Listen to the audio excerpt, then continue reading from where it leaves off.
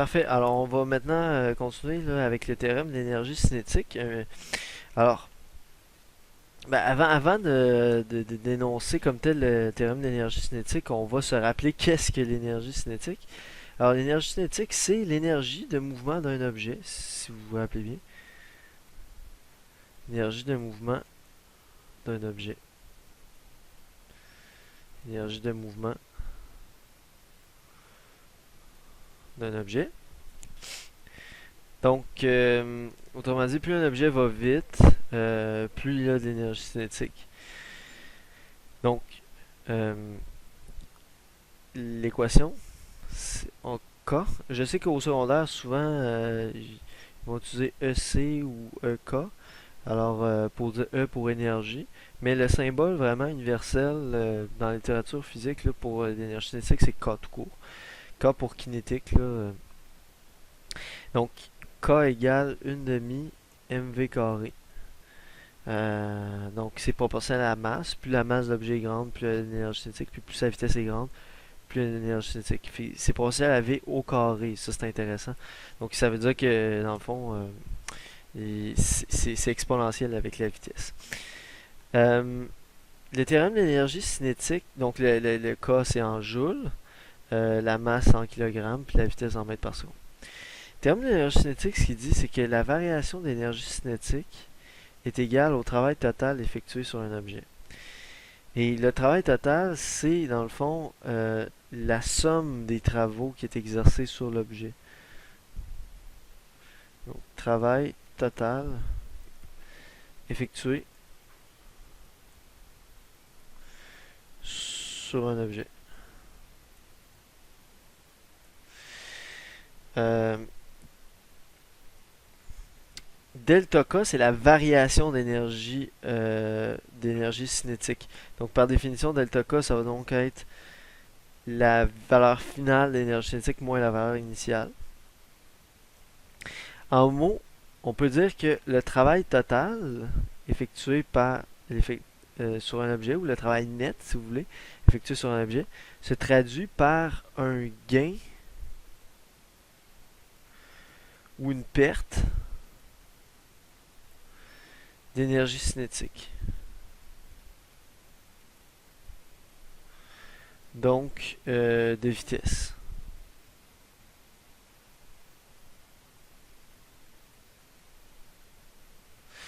Donc, autrement dit, prenez une balle, puis si vous exercez un travail sur cette balle-là, donc si vous transférez de l'énergie, euh, vous allez donc lui donner de l'énergie cinétique. Fait que le travail total qui est effectué sur un objet va donner sa variation d'énergie cinétique. Dès qu'on effectue un travail total sur un objet, ça va se traduire dans une variation de son énergie cinétique, soit un gain ou une perte, dépendamment. On va faire un exemple de ça avec un skieur.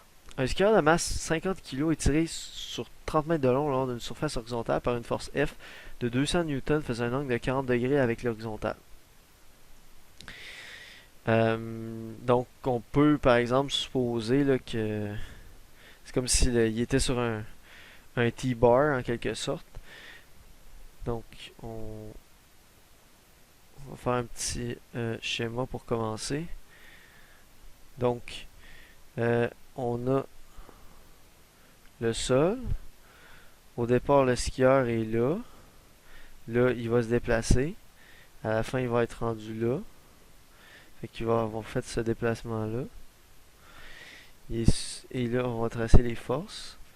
Donc, on a la force ici, la force F, qui vaut 200 newtons. Je vais te les donner tout de suite ici. Donc, F égale 200 newtons. Et l'angle ici fait 40 degrés. La vitesse initiale est de 5 mètres par seconde.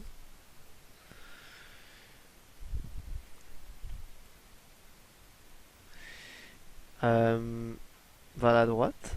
Donc l'objet se déplace ici bien sûr vers la droite. Ici elle a une certaine vitesse initiale. Et ici elle a une certaine vitesse finale. La vitesse initiale 5 mètres par seconde. Coefficient de frottement cinétique. Mu-C vaut 0,25. Trouver la variation d'énergie cinétique du skieur. Donc on va compléter notre schéma des forces. Fait qu'est-ce qu'on a? On a la force de traction F. On a évidemment une normale vers le haut. On a un poids vers le bas. Et on a un frottement cinétique, puisque c'est un glissement, vers l'arrière. Un peu... en fait, c'est exactement les mêmes forces là, que la situation précédente là, avec Kim qui tire un traîneau. Là, on veut savoir c'est quoi la variation d'énergie cinétique du skieur. Donc, qu'est-ce qu'on veut savoir? On veut savoir le delta K. Que vaut le delta K? Donc, voyez-vous que là, on connaît la vitesse initiale. Fait qu'on pourrait calculer c'est quoi son énergie cinétique initiale. Ah oui, on a aussi la masse du skieur qu'on va écrire dans les données qui vaut 50 kg. Ah oui, on a aussi le déplacement qui vaut 30 mètres. Donc, on a la vitesse initiale du skieur, on a sa masse, fait qu'on pourrait calculer son énergie cinétique initiale avec une demi-MVI carré. Mais, par contre, comment on ferait pour savoir c'est quoi la vitesse finale? La vitesse finale, on la connaît pas. Fait qu'on pourrait pas directement calculer KF avec l'équation demi-MV finale au carré, parce que la vitesse finale, on la connaît pas. Fait que, comment on fait pour savoir c'est quoi la variation d'énergie cinétique si on n'est pas capable d'aller chercher directement le KF? Alors c'est là que va intervenir le théorème de l'énergie cinétique. On va l'invoquer, puis c'est ça qui va nous permettre de résoudre le problème. Donc, on va y aller.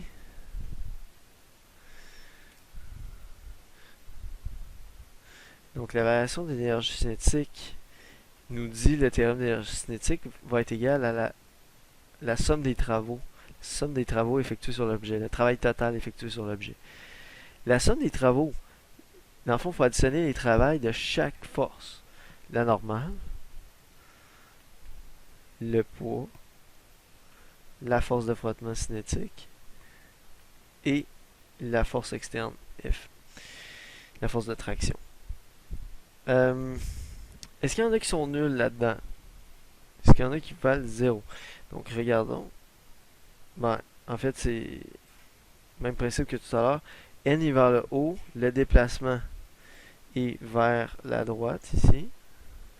Donc entre N et S, on a un angle de 90. Donc on a la N le normal effectue aucun travail. C'est exactement comme dans l'exercice précédent. Et le poids non plus exerce aucun travail parce qu'il y a un angle de 90 degrés avec le déplacement.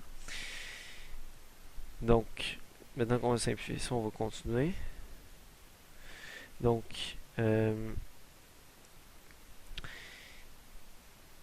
le travail de la force de frottement statique, ça va donc être la cinétique. Ça va être la force cinétique fois le déplacement. Fois le cos de, donc quel est l'angle. Donc on a le frottement qui est vers l'arrière et on a le déplacement qui est vers l'avant. Donc on a un angle de 180 degrés, ce qui donne moins 1. Donc moins force de frottement fois déplacement. Donc si on fait le calcul, puis la force de frottement cinétique c'est mu Cn. Donc ça donne ceci. Pour ce qui est du travail de la force de traction, donc ça va être F fois S fois cos de l'angle de traction qui est 40 degrés.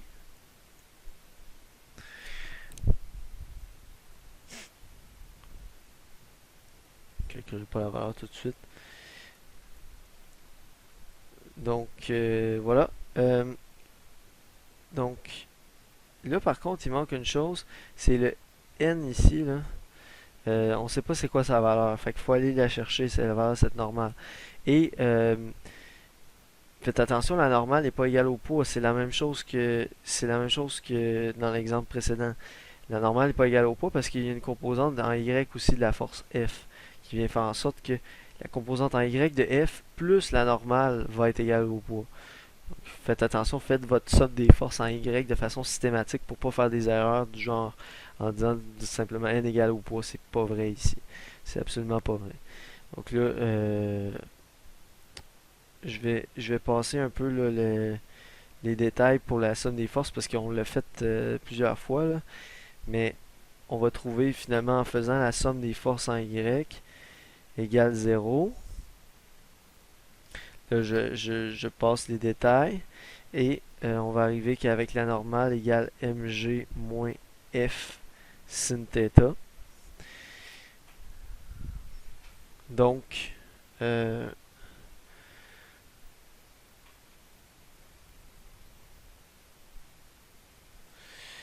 donc ici, je vais dire moins mu c fois mg moins f sin θ, tout ça fois s.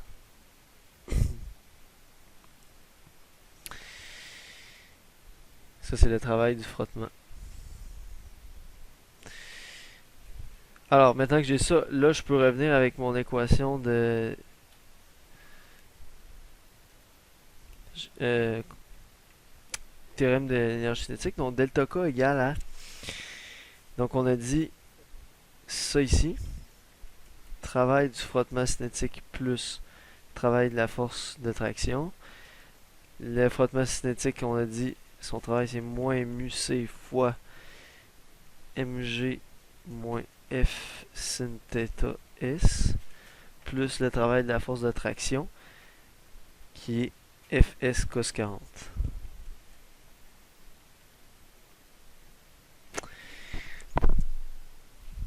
Et là, voilà, on a tous les paramètres. Le mu c, on le connaît, la masse, g, f, θ, s. On a tous les paramètres, on peut tout plugger ça ici. Et ça va donner 1885 joules. C'est la réponse. En B, on veut savoir trouver sa vitesse finale. Donc, ça, c'est l'utilité première d'un problème comme ça, c'est que ça va permettre d'aller chercher c'est quoi sa vitesse ici. Donc, sans les concepts d'énergie, on aurait pu le trouver autrement. On aurait pu le trouver avec la dynamique et la cinématique. Autrement dit, on aurait pu appliquer les lois de Newton ici, trouver la valeur de l'accélération, et après ça, connaissant la valeur de l'accélération et connaissant la valeur du déplacement, on aurait utilisé l'équation de la cinématique, chapitre 1, pour trouver la vitesse finale. Ça aurait été possible. Alors, vous voyez, ça aurait donné exactement la même réponse que ce qu'on s'apprête à trouver avec une approche différente qui est basée sur l'énergie, le travail.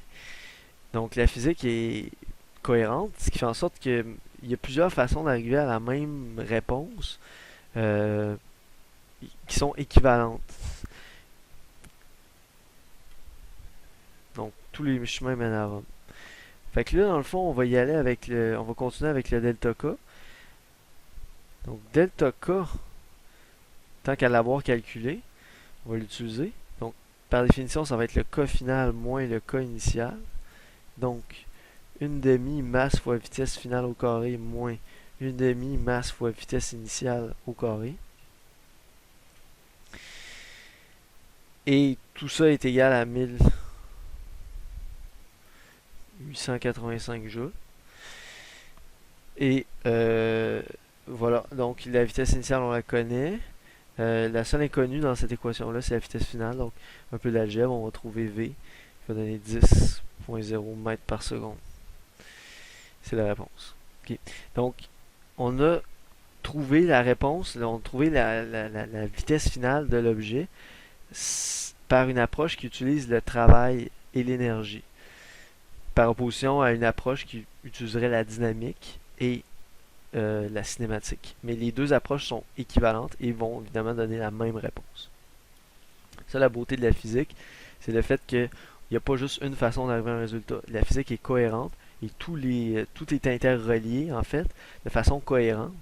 Et les différents chemins vont tous mener à la bonne réponse. Euh,